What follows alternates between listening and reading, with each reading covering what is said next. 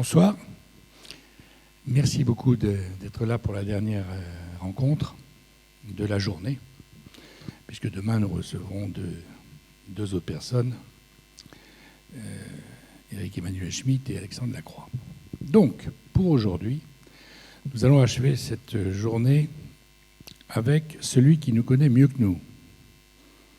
Ça fait 20 ans, 25 peut-être même, qu'il observe les Français du matin au soir, du soir au matin.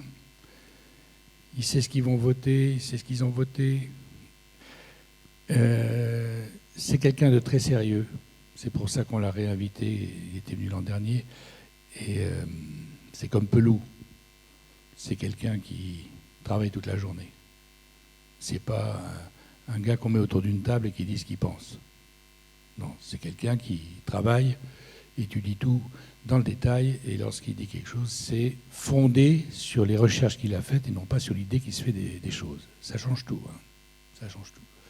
Tous les gens qu'on a invités ici sont les gens qui travaillent jour et nuit pour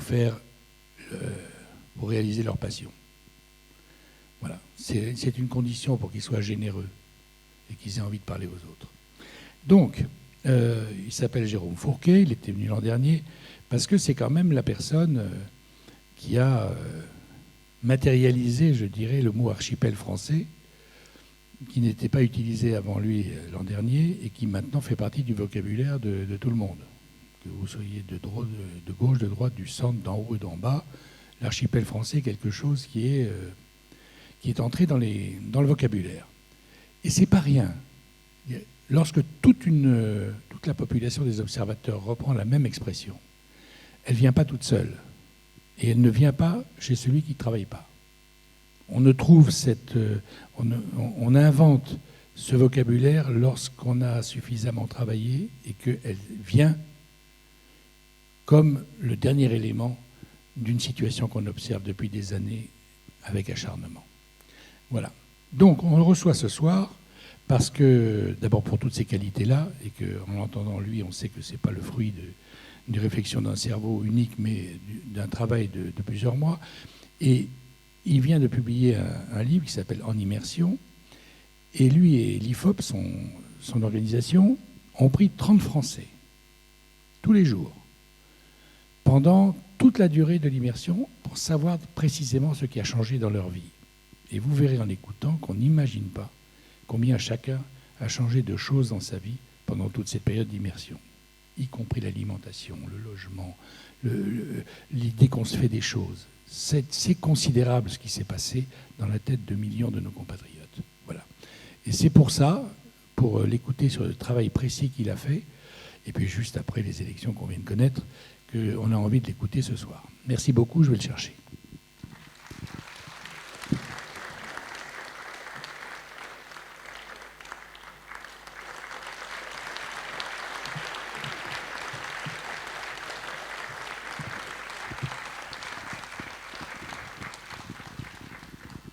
Bonsoir Jérôme Fourquet. Bonsoir, merci à vous.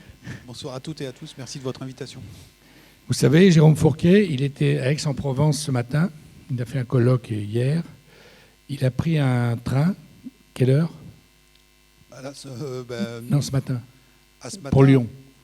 Pour Lyon, à 10h30, 11h. Voilà. 10h30, 11h, il est venu aller à Lyon, il a pris le Lyon-Vichy. Il est avec nous ce soir uniquement pour nous voir. À peine terminé et signé ses livres, il repart vers Paris en voiture. Un taxi offert.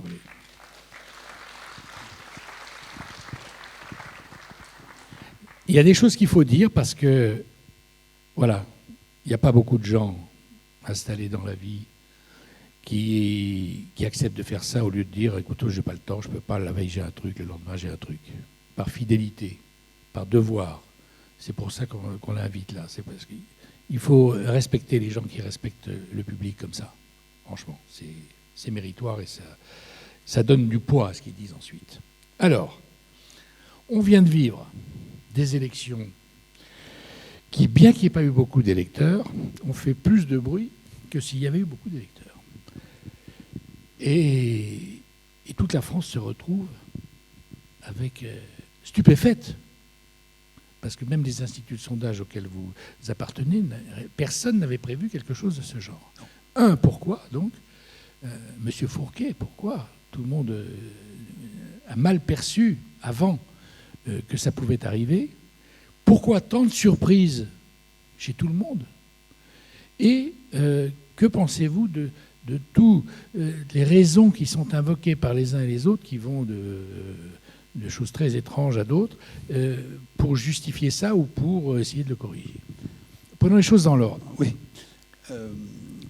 Alors, l'élément qui a le plus perturbé nos modèles, c'est l'ampleur de l'abstention. Mais c'était le plus important. C'est dommage. Oui, mais on a appris, nous, via différentes techniques, au fil du temps, à travailler sur ce que les gens nous déclaraient en termes d'intention de vote. Pour quel candidat vous allez voter. Donc, je ne vous refais pas l'historique, mais en gros, depuis l'émergence du Front National, le Front National nous donnait beaucoup de fil à retordre parce que beaucoup de gens qui votaient pour lui ne le déclaraient pas. Ne le déclaraient pas. Au sondage. Donc on a, par différentes méthodes, réussi à peu près à bien estimer maintenant ce vote. Là où on a eu une difficulté particulière ces 2 dimanches, c'est que, bien évidemment, on sonde aussi les Français sur leur intention d'aller voter, avant même de leur dire pour qui vous allez voter, c'est de se déplacer aux urnes. Et on a beau, comme on dit, corriger tout ça dans notre jargon, poser des questions un peu sioux pour essayer de croiser les choses. On a une difficulté à mesurer la véracité de la réponse, le niveau précis d'abstention et de participation. Quand on est sur des élections où on se promène entre 50 ou 60% de votants, qu'on soit à 50 ou 60, grosso modo, ça ne change pas l'équilibre général de la photo. Mais à partir du moment où vous avez un taux de participation qui tombe dans les profondeurs, comme ce à quoi on a assisté, alors là, toute notre boussole s'affole et donc les modèles ne fonctionnent plus. Donc c'est ça qui nous a posé énormément de difficultés. Alors, on avait estimé une progression de l'abstention, mais pas du tout dans la... Parce que les gens vous avaient dit « je vais voter », là, ils ne sont pas allés. Voilà, alors, on rentre dans le détail, on dit voilà, il y a une échelle de 1 à 10. 1, vous êtes sûr de ne pas y aller. 10, c'est sûr, juré craché. Bon, voilà. Je vais. À ceux qui nous ont dit 10, on leur a dit vous êtes bien sûr, parce que c'est la fête des pères, etc. Ouais, c'est bon, on y va. Bon, et donc, il nous en manque à l'arrivée. Donc, du coup, ça a faussé très fortement nos modèles. Comment on peut expliquer l'ampleur de cette abstention? Alors, quand vous êtes à une abstention qui est aussi élevée, il n'y a pas un phénomène unique qui va expliquer tout ça à lui seul. Il y a plusieurs facteurs, comme des couches, qui se superposent pour arriver au résultat tout à fait impressionnant qu'on a constaté. Bon, il y a tout d'abord une abstention qui est constante, qui pèse assez lourd, et tous les travaux de sociologie politique montrent que dans les milieux les moins insérés socialement, les plus en difficulté économique, donc typiquement ce qui se passe dans les banlieues ou autres, les gens disent, bon, déjà on n'est pas dans le jeu, dans la vie de tous les jours, et donc on ne se reconnaît pas dans l'offre politique. Bon, donc ça, c'est cette partie-là qui a joué. On a eu également, ça a joué à la marge, des difficultés techniques.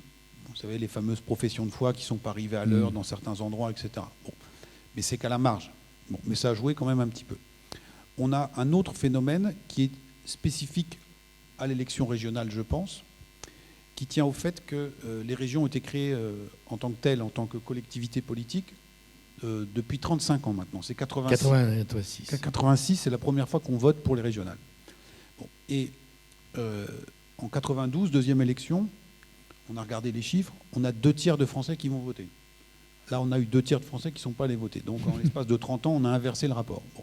Alors, qu'est-ce qui s'est passé?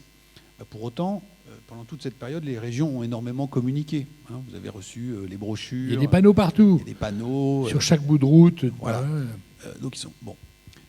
Alors, ce qui s'est passé, c'est qu'en 30 ans, 35 ans, les Français, en tout cas ceux qui sont en âge d'avoir vécu tout ça, ont constaté que, objectivement, au bout du bout, une région de gauche ou une région de droite...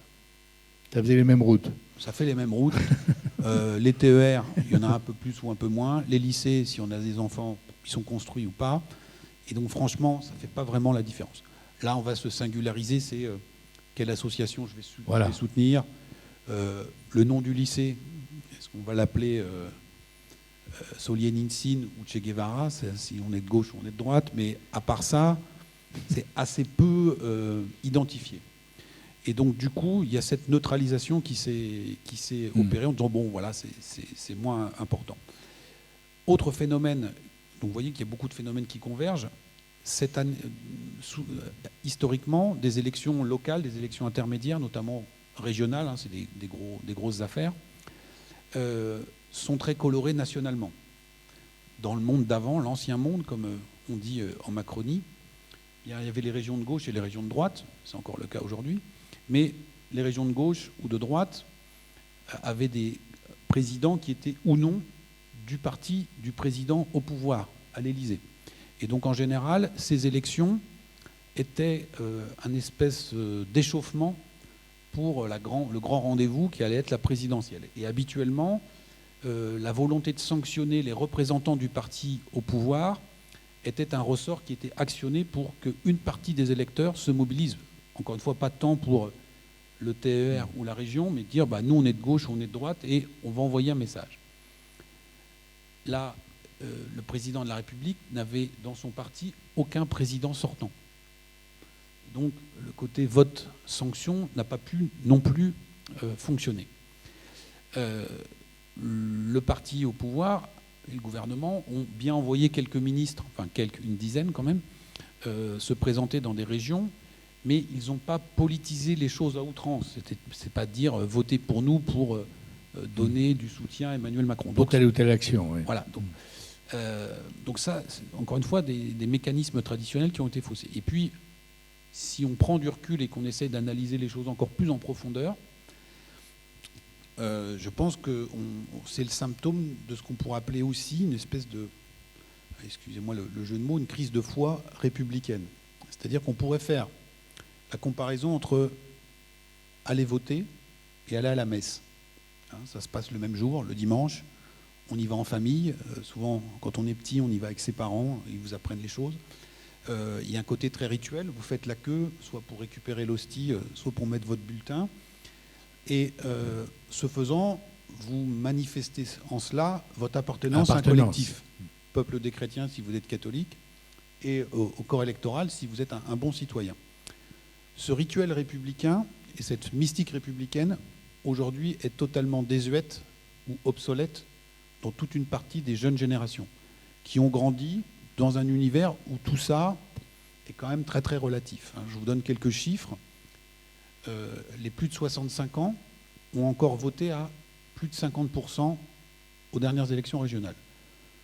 Eux ont grandi dans une France qui baignait dans cette mystique républicaine.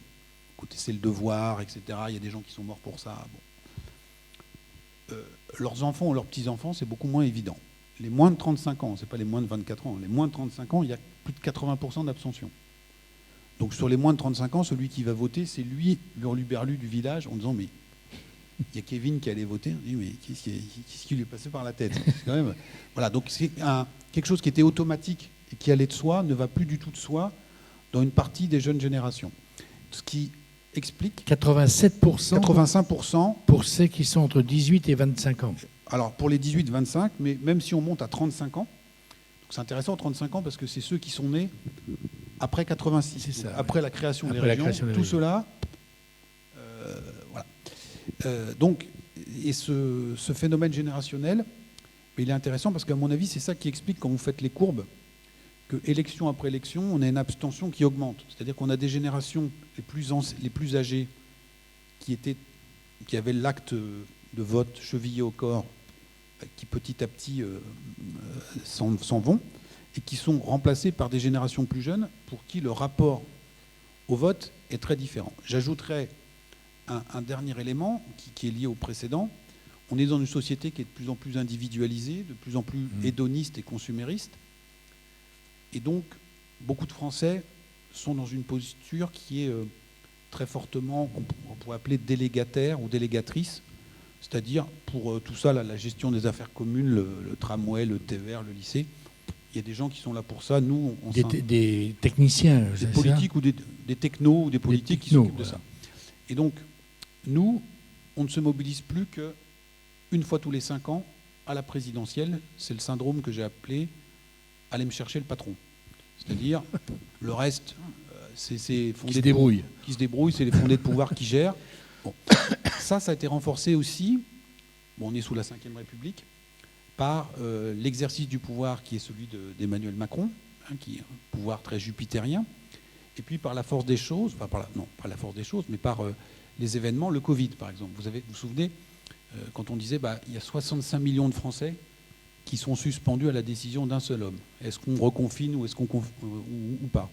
On avait créé ce fameux Conseil de défense. Et puis les gazettes nous ont dit qu'en fait les gens parlaient, mais qu'à la fin il n'y en avait qu'un qui décidait.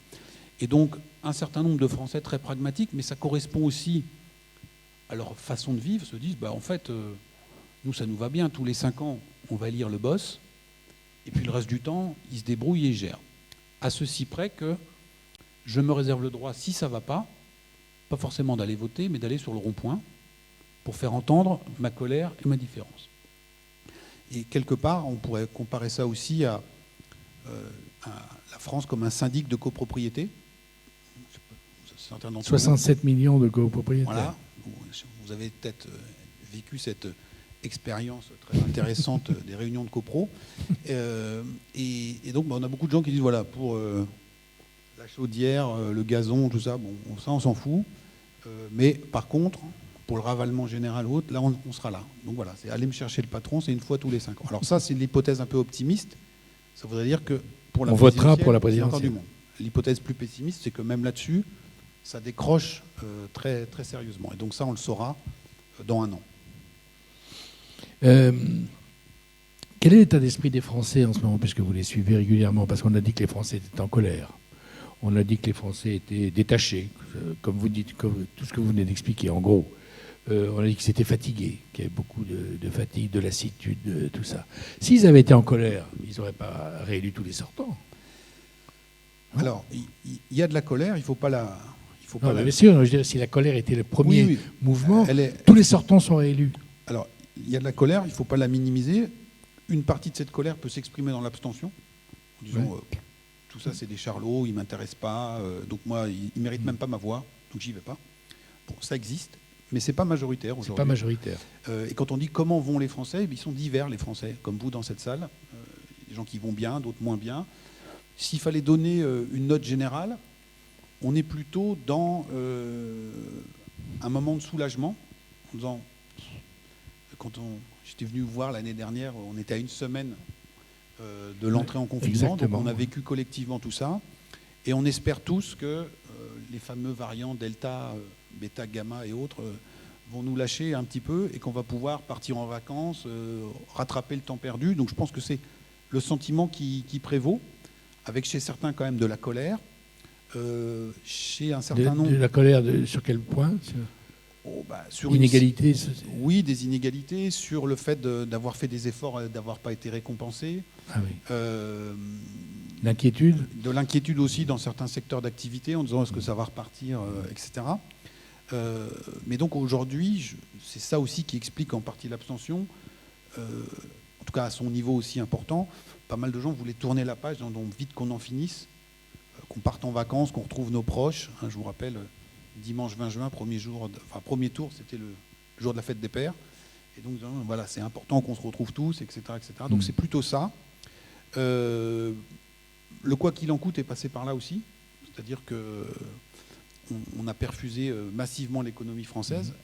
Et donc, beaucoup de Français ont bénéficié de tout ça avec le chômage partiel. Des petites entreprises ont été aidées. Donc, pour l'instant, on dit bien pour l'instant, il n'y a pas eu la casse ou l'hémorragie qui avait été annoncée. Mais il y a des situations qui sont quand même fragiles, donc c'est un soulagement, expectative et envie un petit peu de rattraper le temps perdu. Donc, si je comprends bien votre pensée, pour la résumer rapidement, les chiffres sont absolument catastrophiques, historiquement bas, mais ça ne correspond pas forcément à un refus général de voter à l'avenir. Il y a beaucoup de conjoncturel dans ce qui s'est arrivé. Alors, il y a du conjoncturel, mais il y a aussi du fond, c'est-à-dire... encore une fois, je délègue et je m'en occupe plus. Il y a une espèce de détachement qui n'est pas du tout rassurant, de mon point de vue, mais qui n'est pas assimilable à une colère sourde qui ne demande qu'à péter. Ça peut être, parce que quand on est en colère, on croit encore un peu au film. Quand on s'en fout, on dit bon voilà.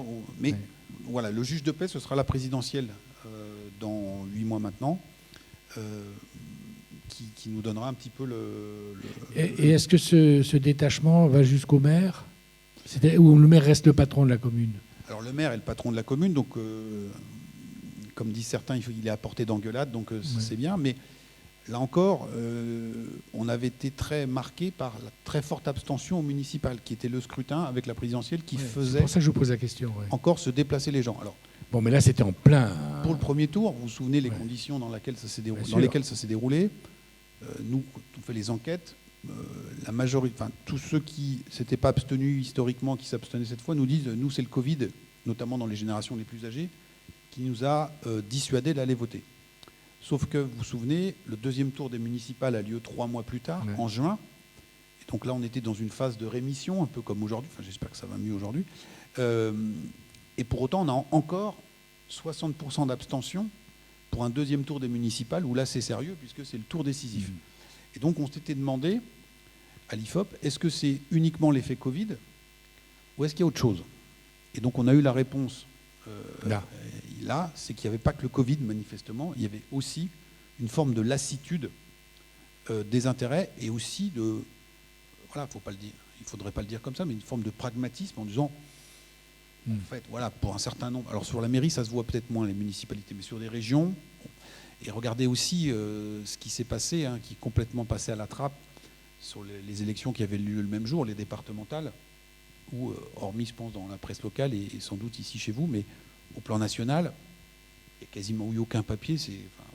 Donc il y a eu la mise en place des fameux binômes, hommes-femmes, sur des cantons qui ont été redécoupés. Bon, voilà, et les gens se disent, bon, conseil départemental maintenant. Conseil départemental de gauche ou de droite, si je ne suis pas bénéficiaire, de toute façon, même l'APA, le RSA, tout ça est très fléché et encadré par la tutelle étatique. Donc les marges de manœuvre sont assez faibles. 2 mots sur la présidentielle, ça indique quelque chose? Alors, rapidement. Alors, parce oui. Alors, je pense que compte tenu du niveau d'abstention, il faut absolument se garder de projection sur la base des chiffres. En disant, bah, voilà, la droite est requinquée, la gauche n'est pas morte, donc c'est la revanche de l'ancien monde. Bon, première chose.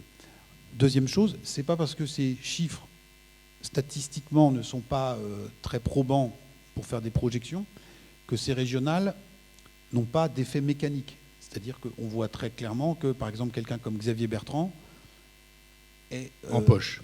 En poche et se met en situation de concurrent. Voilà, de concurrent sérieux. Inversement pour Marine Le Pen, elle se serait bien passée de ce désaveu et ça la fragilise. Donc ça a des effets politiques sans pour autant qu'il faille extrapoler en disant on prend les chiffres des régionales et on les colle pour voir ce que ça donnera à la présidentielle. On verra ce qui se passera dans un an, mais juste un chiffre. Quand vous faites la moyenne des candidats d'En Marche et du Modem au premier tour, la moyenne sera 11%. Historiquement, les candidats de droite sous Sarkozy au moment des régionales et de gauche, enfin PS sous Hollande, font aux alentours de 23 à 25% au premier tour. Donc là, un parti présidentiel à 11, c'est très peu. Mais comme je viens de vous le dire, En Marche, le tarif c'est 11, ça c'est une régionale.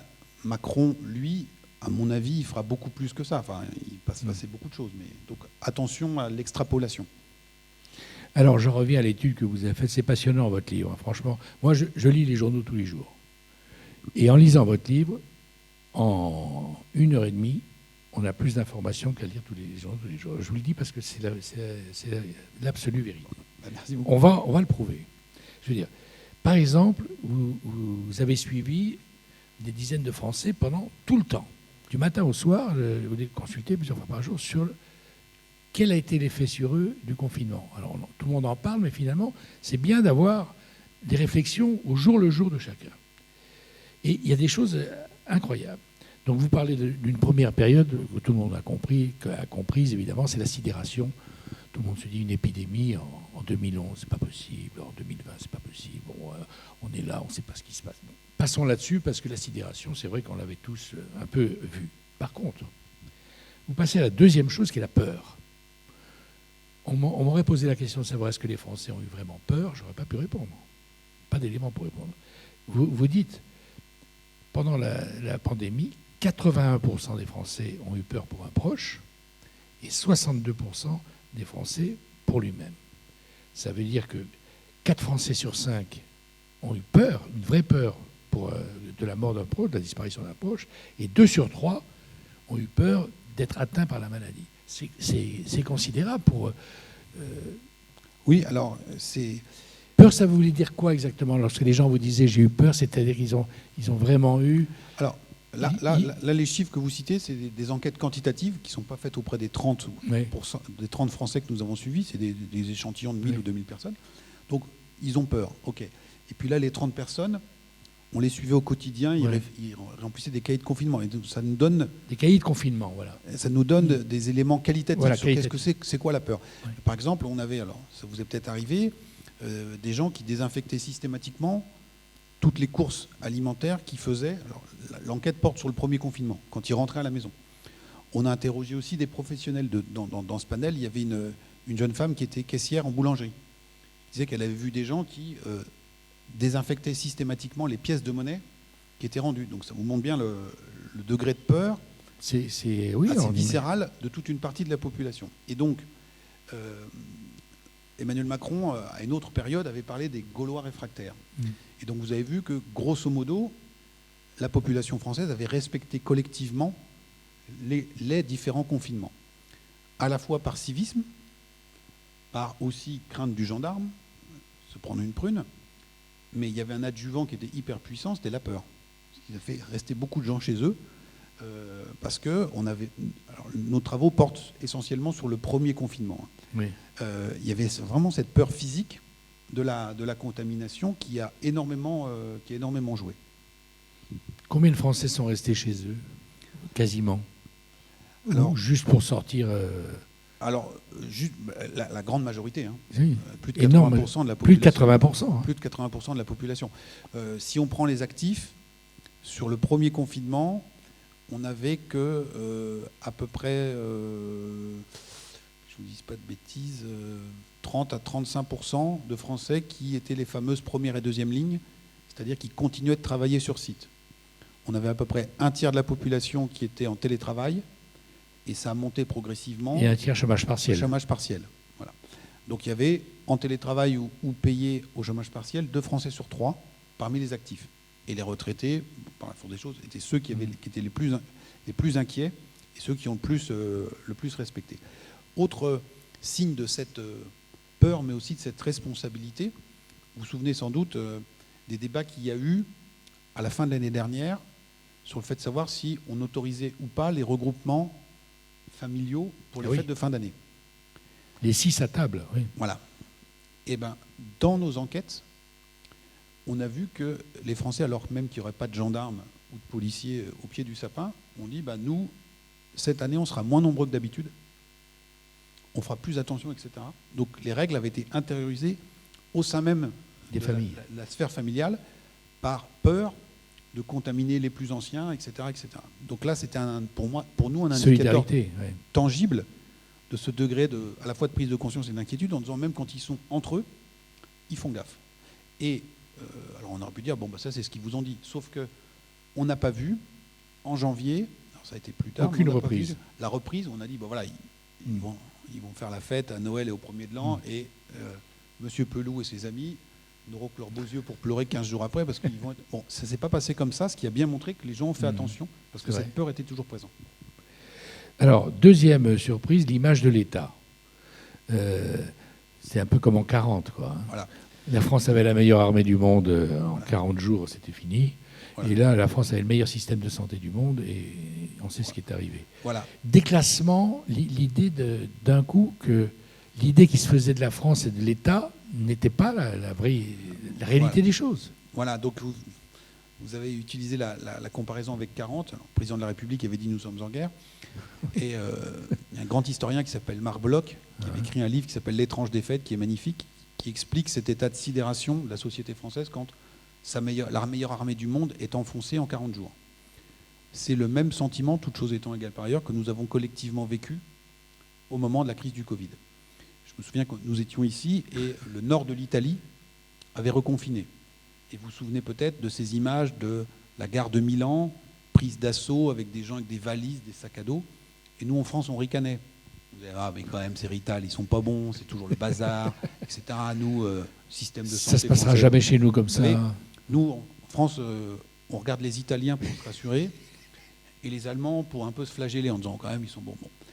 Mais les Allemands, justement, économiquement, industriellement, on sait qu'ils ont gagné le match. Mais il y avait un sujet sur lequel on disait, ah, sur la santé, c'est quand même nous. Hein. Nous, on est super forts, etc., etc. Et donc là, quand on a vu notre système de santé quasiment effondré en quelques semaines, tout le pataquès sur les stocks de masques qui avaient pourri, qu'on ne savait plus où ils étaient, etc., etc., les infirmières qui n'avaient pas de gants, qui n'avaient pas de blouse, et que... C'était terrible les premières semaines, on les oublie premières semaines. maintenant, Et donc l'armée qui appelait en renfort, des patients... les soignants qui tombaient malades à l'époque, Voilà, par dizaines. Des patients qui sont transférés en Allemagne parce qu'eux, ils avaient mieux géré. Il y a un choc d'orgueil national qui est hyper puissant et un état de sidération en disant mais comment ça se fait? Et on prend conscience de notre vulnérabilité. Et ensuite, cette crise du Covid a fonctionné un petit peu comme un révélateur de notre déclassement. C'est-à-dire que, vous vous souvenez de la fameuse pénurie de masques, et le gouvernement, pour nous rassurer, nous dit mais vous inquiétez pas, ça y est, on a mis en place un pont aérien pour aller chercher les masques en Chine. Et nous, dans notre enquête, les gens nous disent mais le pont aérien d'habitude, c'est nous qui le faisons. Hein. On envoie des trucs en Afrique, en Amérique du Sud, quand il y a des épidémies, des tempêtes, des cyclones, des tremblements de terre. On envoie des trousses de secours. Là, c'est nous les bénéficiaires. Donc les trucs viennent de Chine parce que la France est plus capable. Donc gros coup à l'orgueil. Et autre signe de déclassement, donc on s'aperçoit qu'on ne peut plus fabriquer de masques, de révélateurs pour les tests, etc., etc. Donc prise de conscience de la fragilité de notre tissu industriel. On vient de nous annoncer qu'on allait reproduire du Doliprane. On ne fait plus de paracétamol en France depuis 15 ans. Enfin, les gens disent, on est où? Bon, et ça, c'est la phase 1 du confinement. Et puis, phase 2 et 3, il y a la course au vaccin. Et donc là, les Français, pays de Pasteur, historiquement de Sanofi, se disent, il y a 5 pays qui sont membres du Conseil permanent du Conseil de sécurité à l'ONU. Les États-Unis, la Chine, la Russie, la Grande-Bretagne et la France.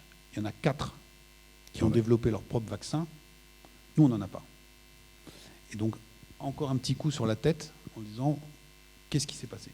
Donc là, encore une fois, ça va mieux, on va partir en vacances, etc. Mais ça, c'est resté là. Et sur l'État,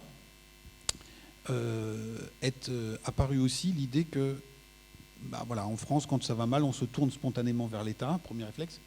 Et on a vu que, bon, il a répondu présent, mais avec lenteur, avec lourdeur, depuis Paris à chaque fois, et que ça ne pouvait plus fonctionner comme ça. Il y a des scènes qui ont beaucoup marqué les gens qu'on a sondés, notamment, vous vous rappelez peut-être de ces images d'un préfet de région qui vient avec les gendarmes réquisitionner sur un tarmac d'aéroport des cargaisons de masques qu'un président de région avait commandé en disant mais putain, la RS, ils n'y arrivent pas. Nous, on a notre service achat, on va aller les chercher. Et le préfet de région dit par ici la monnaie, c'est pour nous. Et les gens disent. C'était pour les soignants, il faut dire la vérité à l'époque. Oui, mais c'était les masques d'abord pour des soignants parce qu'ils sont sur les malades plutôt que pour. D'accord, mais ce que les Français ont retenu, c'est que le président de région, il était parvenu à faire arriver les masques que l'État n'arrivait pas à faire arriver. Autre exemple, quand juin 2020, en Bretagne, on demande à réouvrir des plages. Et là, la décision doit venir de Paris. Donc, il faut que le ministère donne son accord. Et les gens qu'on interroge nous disent, mais il y en a un qui sait très bien ce qu'il faut faire, c'est le maire de la commune. Parce qu'il connaît la configuration des lieux, il connaît sa population, il connaît l'affluence. Et il n'est pas un fou dangereux s'il estime que la plage peut être ouverte. C'est d'où faudrait-il que ce soit décidé depuis Paris. Donc il y a quand même cette idée que, voilà, centralisme. Il y a un centralisme qui est trop lourd et que face à l'ampleur des défis qui sont les nôtres, il faut aujourd'hui que l'État accepte de jouer collectif avec les collectivités locales, mais aussi les entreprises ou les associations. Mais il y a eu le couple préfet-maire à une époque, non? Oui, mais qui a été que en fin de partie, si je puis dire. Ouais. Rappelez-vous aussi au début, Jean Rotner, qui est président de la région Grand Est, donc la région qui a été la plus touchée sur la vague 1, qui est lui-même médecin et qui explique à la télévision que des cliniques privées ont fait offre de service en disant nous on peut accueillir du monde, et que les gens de l'ARS Grand Est ont dit pas question, risque pandémique dans le plan blanc, c'est l'hôpital public.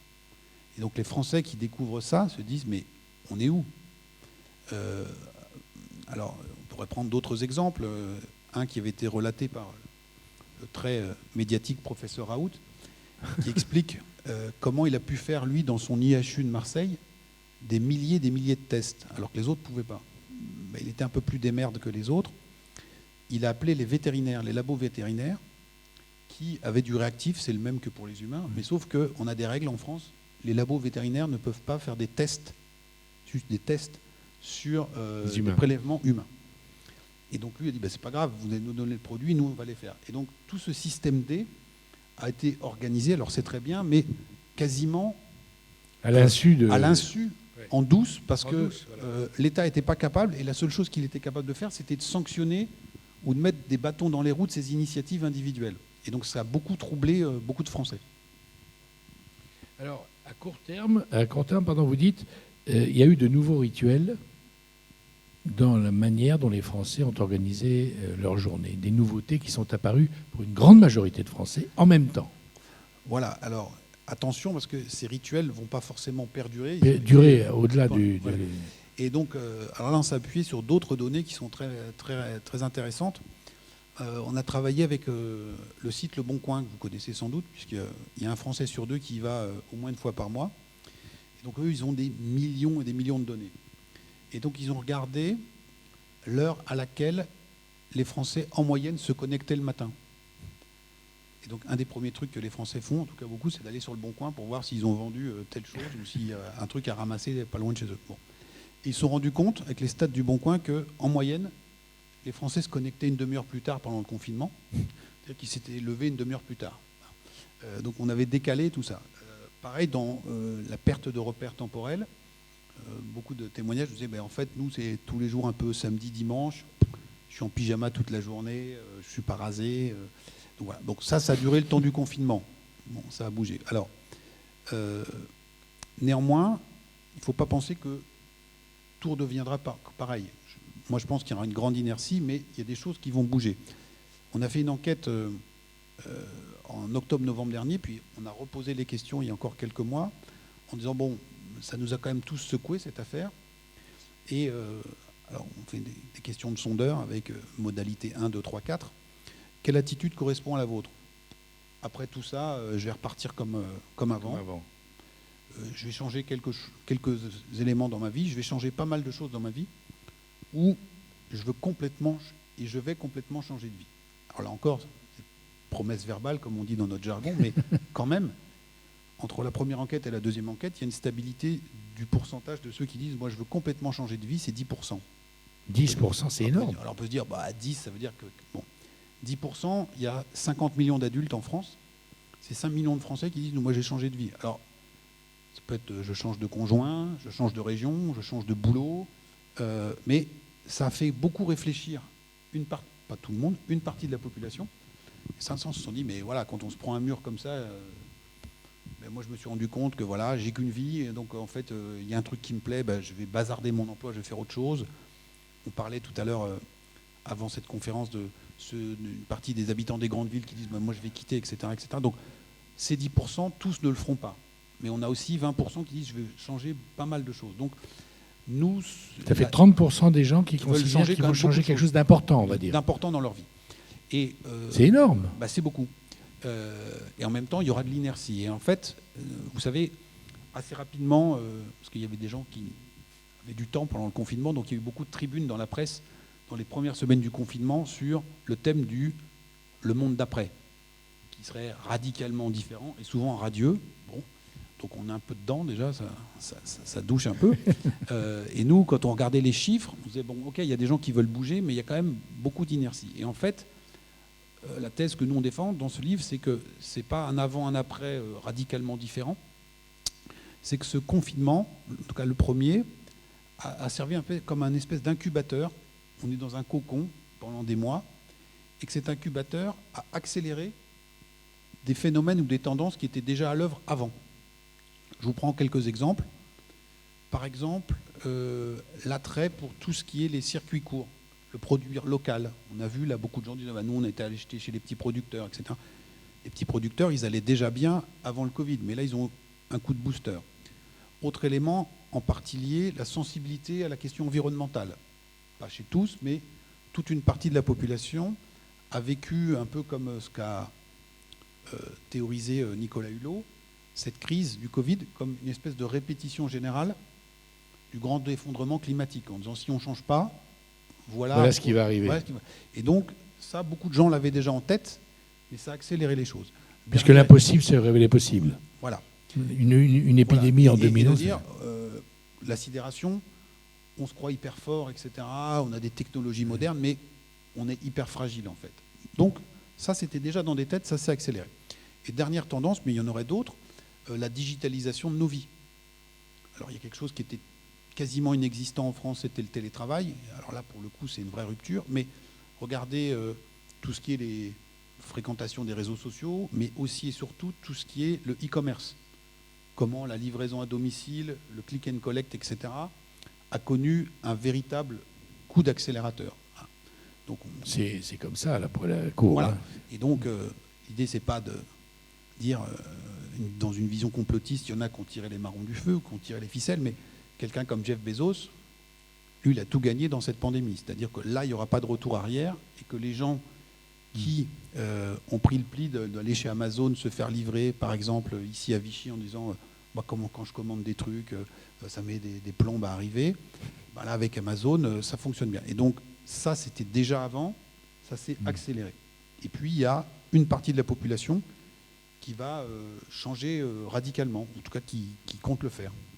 Radicalement, ça veut dire changer de région ou de profession. De profession. Alors, on a vu aussi dans notre enquête, il y avait des tensions parfois au sein de la cellule familiale. Problème intraconjugaux. Intraconjugaux, etc., etc. Donc, si on dit, en fait, moi là, j'ai eu des mois pour réfléchir. Et en fait, on n'a qu'une vie, et moi, celle que je vis, elle ne me convient pas, et donc je vais faire autre chose. Donc, c'est beaucoup quand même. C'est beaucoup. Dans l'alimentation, vous dites... Tout le monde a quasiment, selon des degrés différents, a modifié son alimentation pendant le confinement. Alors, en bien ou en mal. Ouais. Donc, il y a des kilos. C'est vrai qu'il y a les deux. Il y a des kilos qui ont été pris.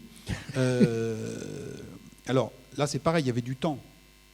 Qu'est-ce qui reste de tout ça une fois qu'on reprend un mode de vie plus normal? Mais on a dans notre panel là, un jeune boucher qui lui s'est frotté les mains, il était de Lyon, il disait mais voilà, les gens, il y avait la famille entière à la maison, ils avaient du temps, donc ils sont venus acheter de la viande, ils ont consommé, ils ont fait des plats, etc. etc. Mais là aussi, sur ces tendances au local, au bio, qui étaient déjà bien amorcées, ça s'est accéléré, ça s'est amplifié dans le phénomène. Alors, justement là-dessus, je pense que, et là c'est pas forcément une bonne nouvelle, il y a une nouvelle ligne de clivage qui apparaît dans l'archipel français, qui était là aussi déjà présente, on l'avait vu au moment des Gilets jaunes, c'est dans le rapport que nous entretenons individuellement à la consommation. C'est-à-dire qu'on a une partie, il y a trois parties de la population, pour faire simple, il y a un grand ventre mou qui va être balancé entre les deux tendances que je vais décrire. Il y a une première tendance, plutôt diplômée du supérieur, plutôt CSP+, qui est très consciente, très sensible à la question du réchauffement climatique et de la dégradation environnementale, et qui, comme je le disais à l'instant, a vécu ce confinement comme une confirmation de ses craintes. Enfin, pas le confinement, le Covid. Et qui dit, en fait, il faut qu'on aille beaucoup plus vite dans la transition écologique. Moi, je le fais à titre individuel, mais avec nos petits bras, ça ne va pas suffire. Il faut que toute la société bouge. Au deuxième tour des municipales, post-confinement, on a une dizaine de grandes métropoles qui passent sous drapeau écologiste, donc dans les grandes villes.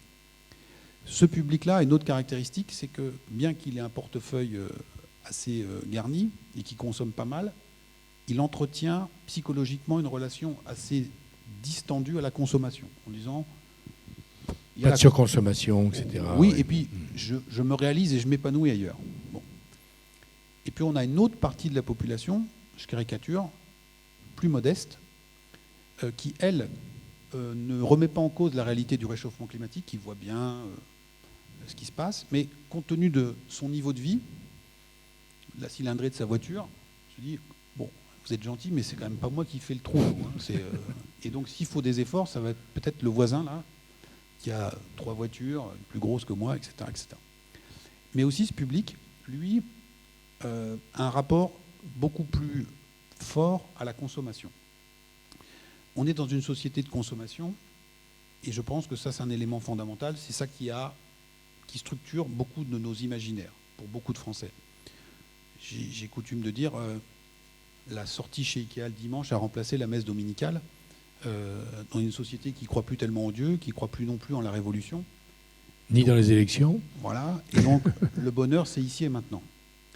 Et plus que ça, ma place dans la société est définie par ce que je peux me payer.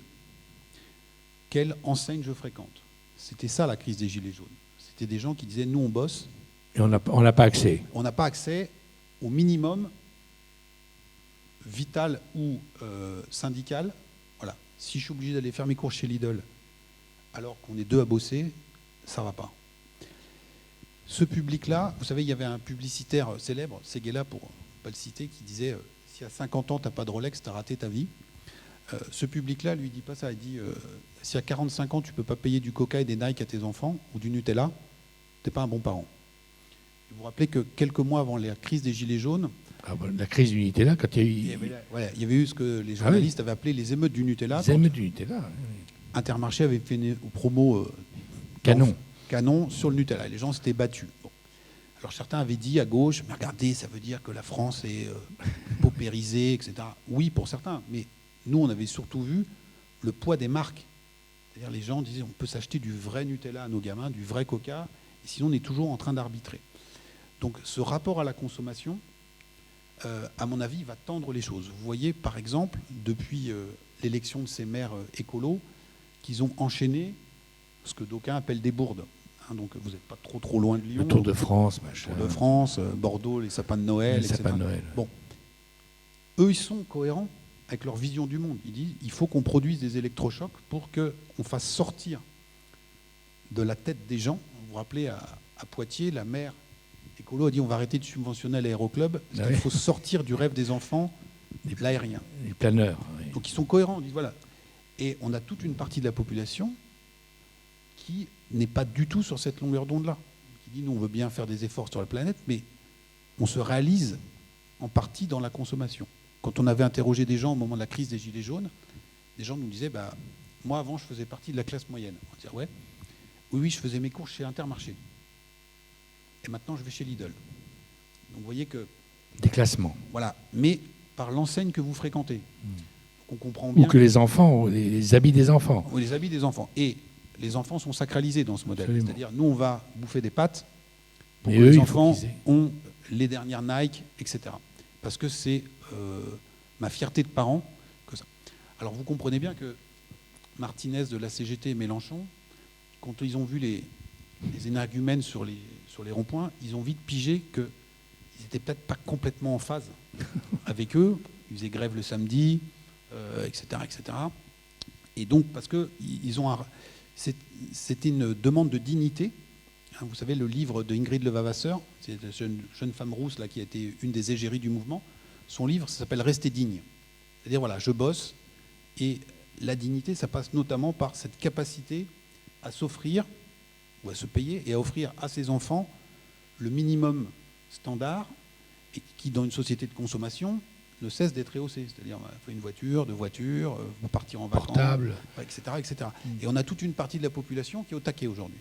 Alors si en plus, venus d'en haut, on vient leur faire des leçons de morale en disant que c'est de leur faute s'ils polluent, ça risque de faire un peu de grabuge. Et donc ça, c'est pas forcément une bonne nouvelle dans ce qu'on voit, parce que autant sur un schéma classique gauche-droite, on a un gâteau et on se bat sur comment on partage le gâteau.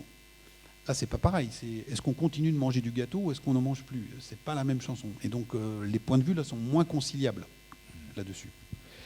Qu'en est-il de ce que vous avez vu sur le conflit jeune-âgé? Est-ce que ça existe vraiment? Parce que tout le monde en parle, sans savoir si c'est une réalité chez les jeunes ou bien, au contraire, chez les personnes les plus âgées. Alors, merci pour votre question, parce que c'est une question très importante. Là aussi, de la même manière que le monde d'après serait radieux, on a eu d'autres trucs qui sont sortis sur la guerre des générations. Voilà.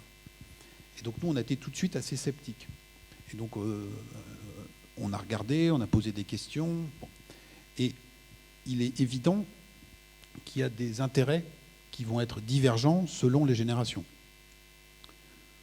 Il se dit qu'il y aurait peut-être en gestation une réforme des retraites à venir, énième. Donc là, on a sondé à l'IFOP, mais il n'y avait pas besoin de sonder, on connaît la réponse. Les Français disent on ne veut pas.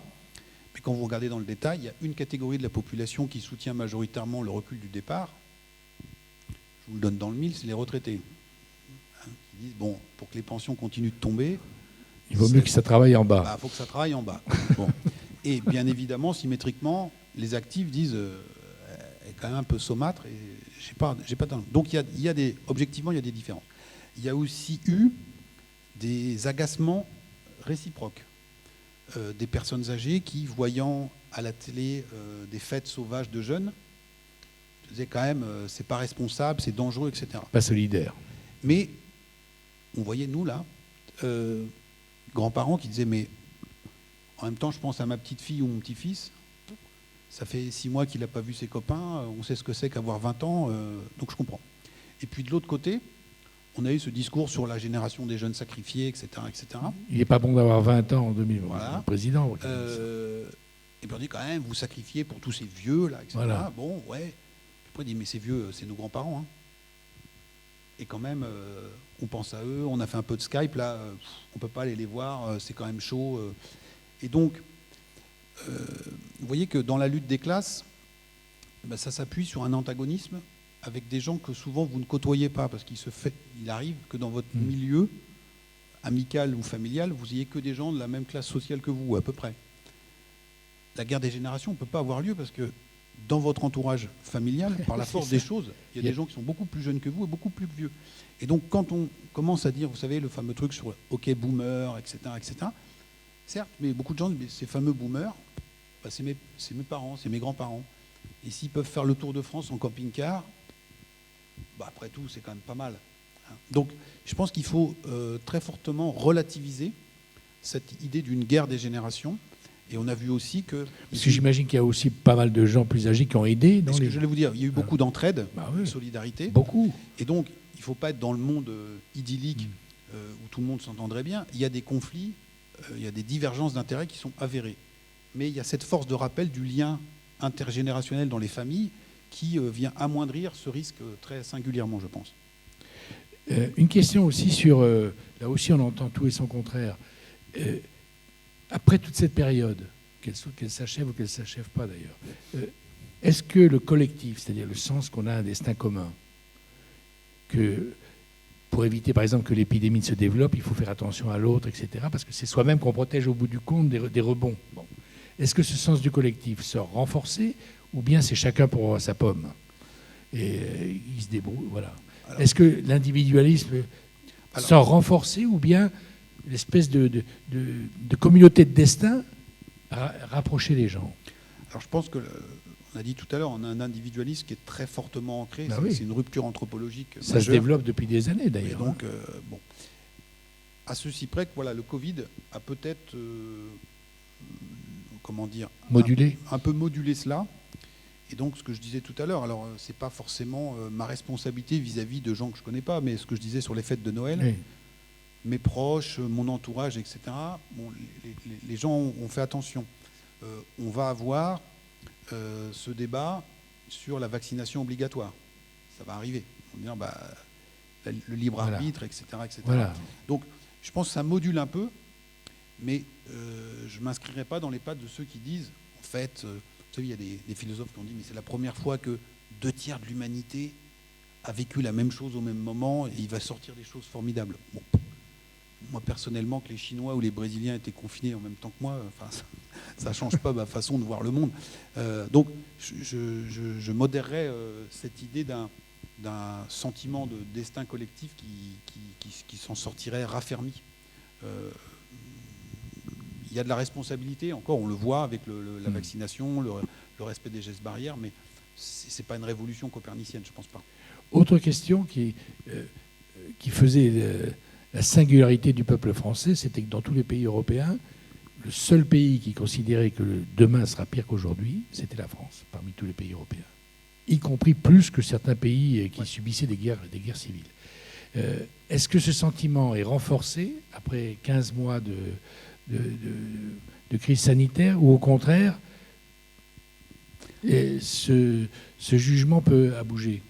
Je dirais que là aussi, on est un peu, hélas, dans la stabilité.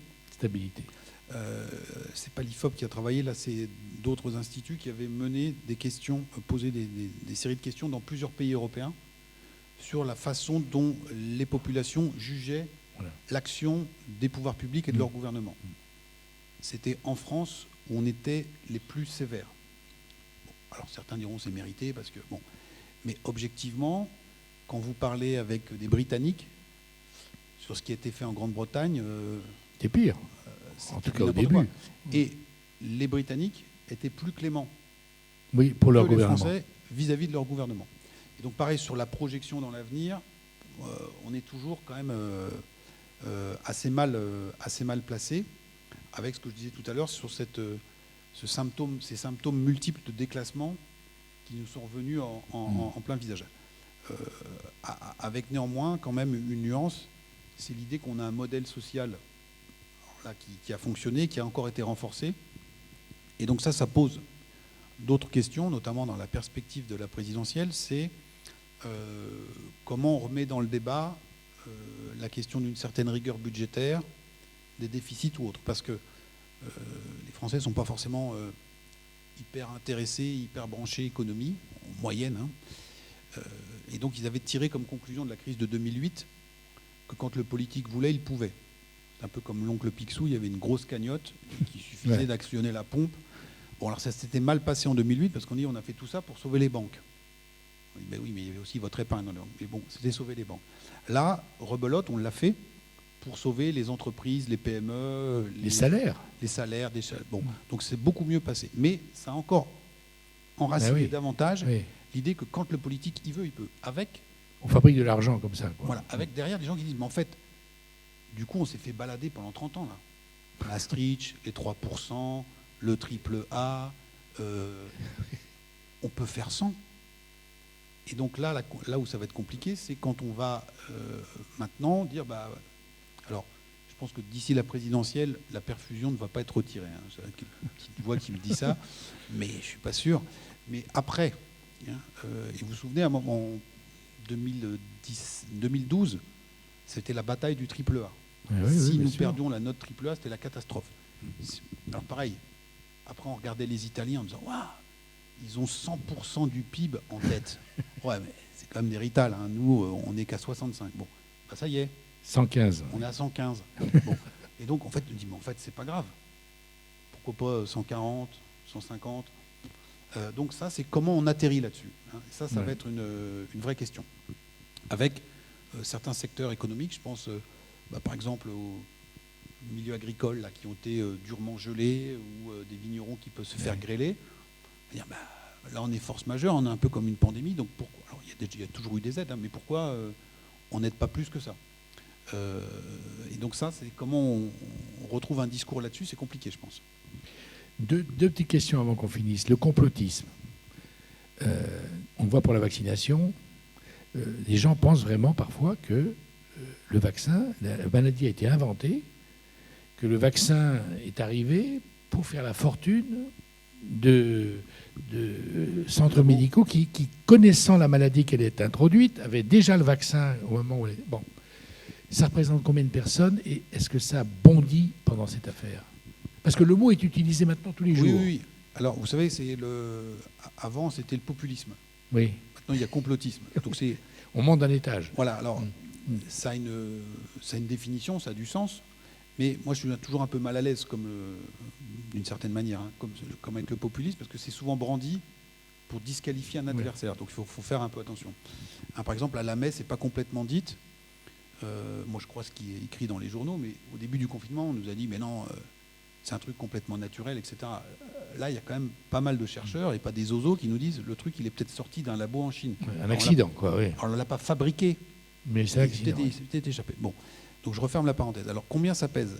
Là encore, on n'a pas attendu le Covid pour être complotiste en France. On a à peu près 25% de la population 25% qui est sur une vision du monde qu'on peut objectivement qualifier de complotiste. Alors on dit, mais qui vous êtes, vous, pour dire qu'ils sont complotistes ? Alors, on a fait un dispositif empirique. On est allé chercher une dizaine d'énoncés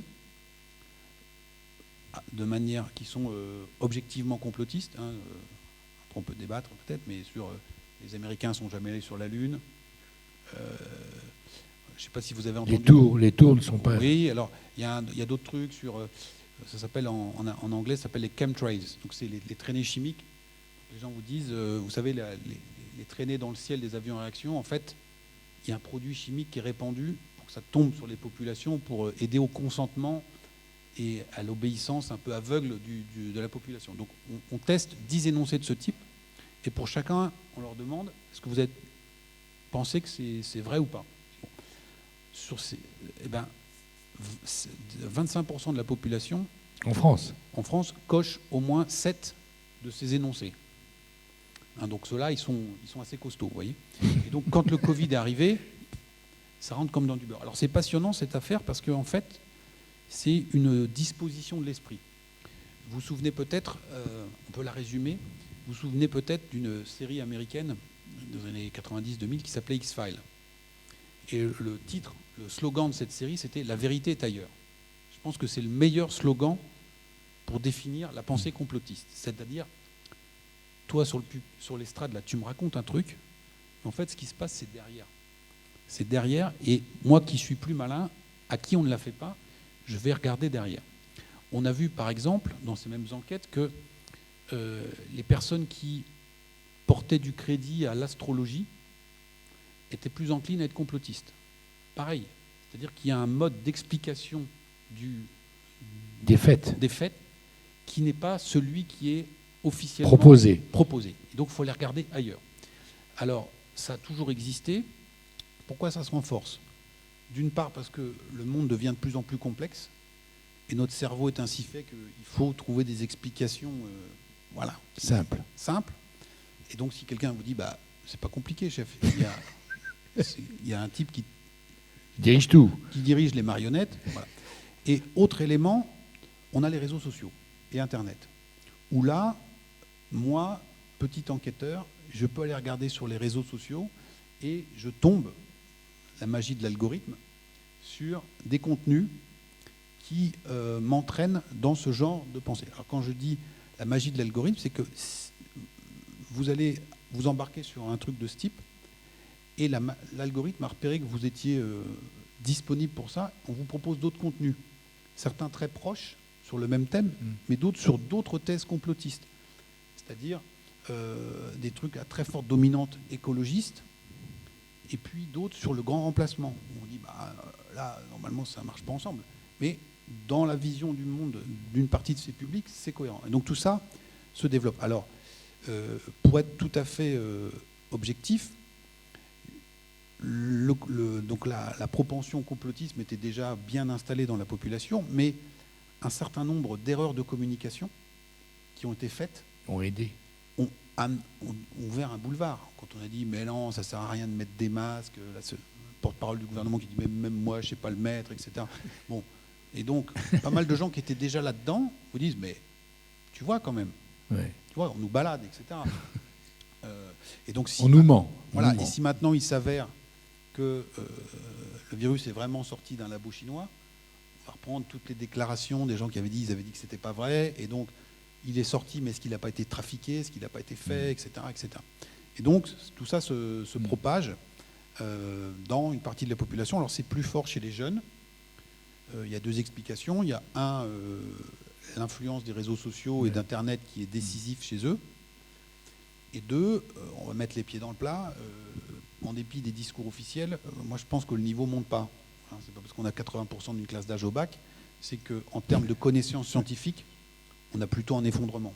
Et donc on a des anticorps dans les jeunes générations qui sont moindres que par le passé. Dernière question sur le pouvoir fort. Est-ce que, là aussi on entend l'envie d'un pouvoir fort ne touche pas seulement la France, mais beaucoup de pays, parce que tout devient trop compliqué, etc. Et des gens disent l'aspiration à un pouvoir fort, dans l'idée qu'il va pouvoir tout régler, est une chose qui va monter ou pas? Alors, les Français que vous consultez, est-ce qu'ils évoluent sur ce point?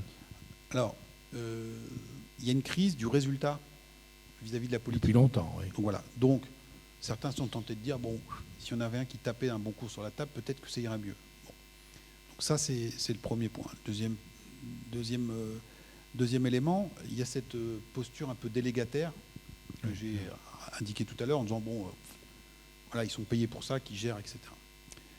Une fois qu'on a dit ça, on a quand même des forces de rappel qui sont très puissantes. Il y a l'individualisme et un farouche attachement à nos libertés. Alors après, on peut dire, oui, mais elles ont été foulées aux pieds avec le confinement. Enfin, 80% des gens veulent le trimestre à zéro. Donc, ils disaient, bon, on accepte de plus bouger. Bien sûr, ils s'étaient acceptés, oui. Bon. Mais moi, je pense que la société française n'est pas du tout mûre pour ça. Rien n'indique un bascule vers cette envie-là. On peut avoir des résultats de sondage on a une majorité de Français qui disent s'il y avait un pouvoir fort, ça irait mieux.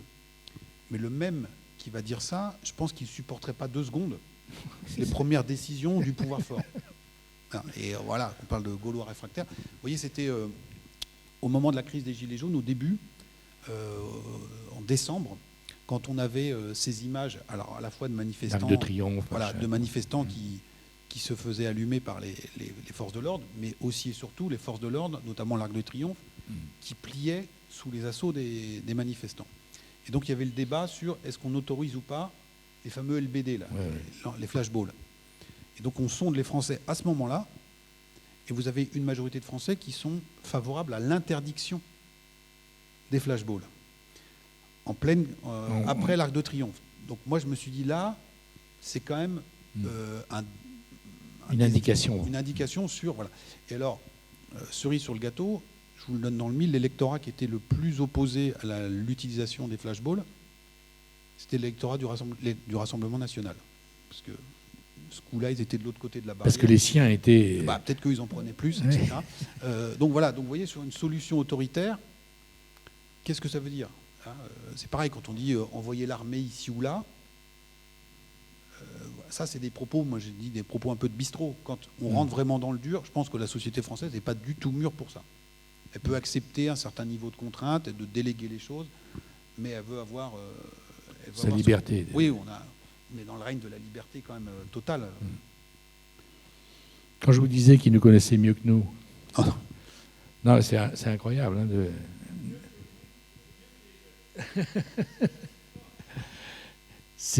Non, mais c'est intéressant de voir quelqu'un qui passe son temps à collecter les opinions des uns et des autres, d'arriver comme ça à... Si.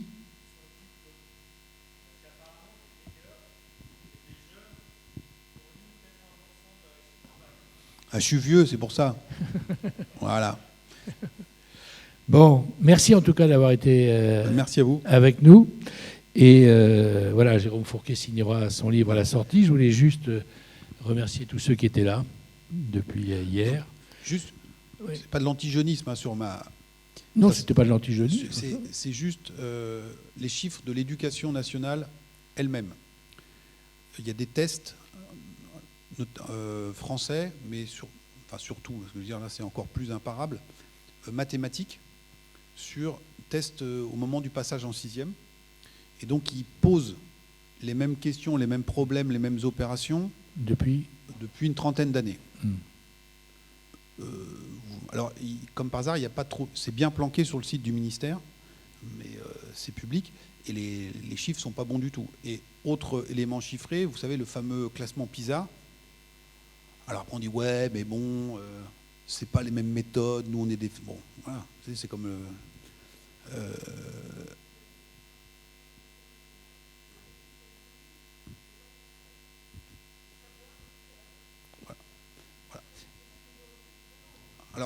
je ne sais pas d'où ça vient, mais le fait est que voilà, c'est pas parce que tout le monde a le diplôme que ça, ça renvoie à une même réalité à 40 ans d'écart.